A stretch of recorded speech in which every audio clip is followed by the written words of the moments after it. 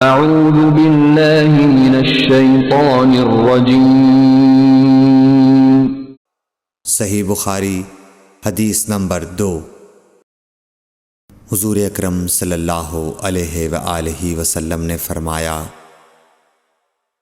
کہ وحی نازل ہوتے وقت کبھی مجھ کو گھنٹی کی سی آواز محسوس ہوتی ہے، اور وحی کی یہ کیفیت مجھ پر بہت شاق گزرتی ہے۔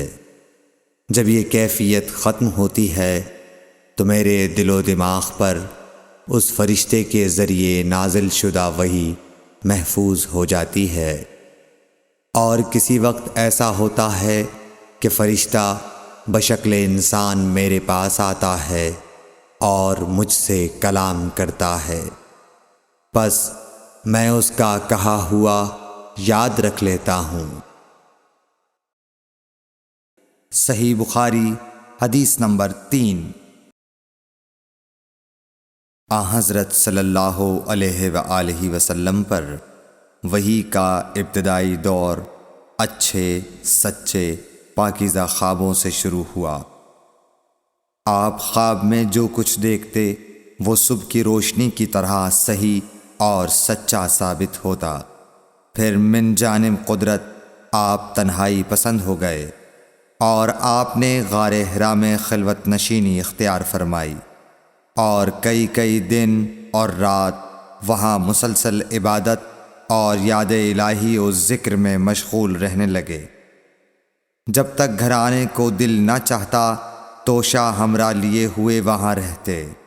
توشہ ختم ہونے پر ہی اہلیہ محترمہ حضرت خدیجہ رضی اللہ تعالی عنہا کے پاس تشریف لاتے، اور کچھ توشہ ہمراہ لے کر پھر وہاں جا کر خلوت گزین ہو جاتے۔ یہی طریقہ جاری رہا یہاں تک کہ آپ پر حق منکشف ہو گیا، اور آپ غار حرا ہی میں قیام پذیر تھے کہ اچانک حضرت جبرائیل علیہ السلام آپ کے پاس حاضر ہوئے اور کہنے لگے کہ اے محمد پڑھو۔ آپ فرماتے ہیں کہ میں نے کہا کہ میں پڑھنا نہیں جانتا۔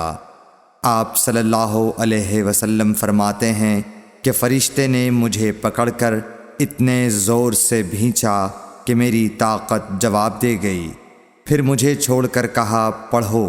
میں نے پھر وہی جواب دیا کہ میں پڑھا ہوا نہیں ہوں۔ اس فرشتے نے مجھ کو نہایت ہی زور سے بھینچا کہ مجھ کو سخت تکلیف محسوس ہوئی۔ پھر اس نے کہا کہ پڑھ۔ میں نے کہا میں پڑھا ہوا نہیں ہوں۔ فرشتے نے تیسری بار مجھ کو پکڑا اور تیسری مرتبہ پھر مجھ کو بھینچا، پھر مجھے چھوڑ دیا اور کہنے لگا کہ پڑھو اپنے رب کے نام کی مدد سے جس نے پیدا کیا اور انسان کو خون کی پھٹکی سے بنایا۔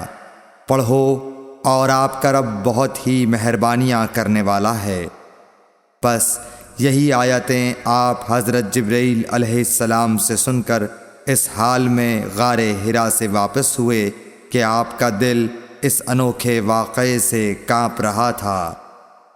آپ حضرت خدیجہ کے ہاں تشریف لائے اور فرمایا کہ مجھے کمبل اوڑھا دو، مجھے کمبل اوڑھا دو۔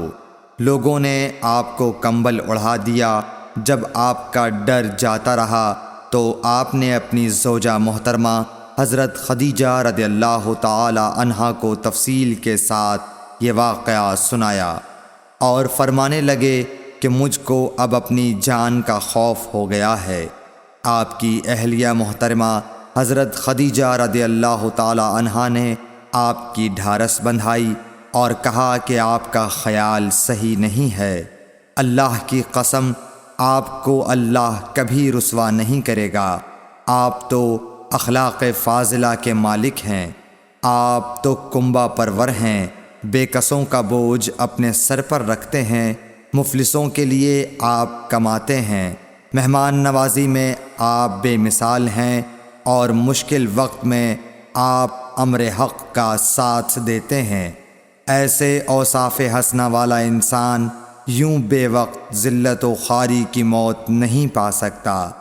پھر مزید تسلی کے لیے حضرت خدیجہ رضی اللہ تعالی عنہا آپ کو ورقہ بن نوفل کے پاس لے گئیں جو ان کے چچا زاد بھائی تھے اور زمانہ جاہلیت میں نصرانی مذہب اختیار کر چکے تھے اور عبرانی زبان کے کاتب تھے۔ چنانچہ انجیل کو بھی حسب منشائے خداوندی عبرانی زبان میں لکھا کرتے تھے۔ انجیل سریانی زبان میں نازل ہوئی تھی، پھر اس کا ترجمہ عبرانی زبان میں ہوا۔ ورقہ اسی کو لکھتے تھے۔ وہ بہت بوڑھے ہو گئے تھے، یہاں تک کہ ان کی بینائی بھی رخصت ہو چکی تھی۔ حضرت خدیجہ رضی اللہ تعالی عنہا نے ان کے سامنے آپ کے حالات بیان کیے اور کہا کہ اے چچا زاد بھائی، اپنے بھتیجے محمد صلی اللہ علیہ وسلم کی زبانی ذرا ان کی کیفیت سن لیجئے۔ وہ بولے کہ بھتیجے، آپ نے جو کچھ دیکھا ہے اس کی تفصیل سناؤ۔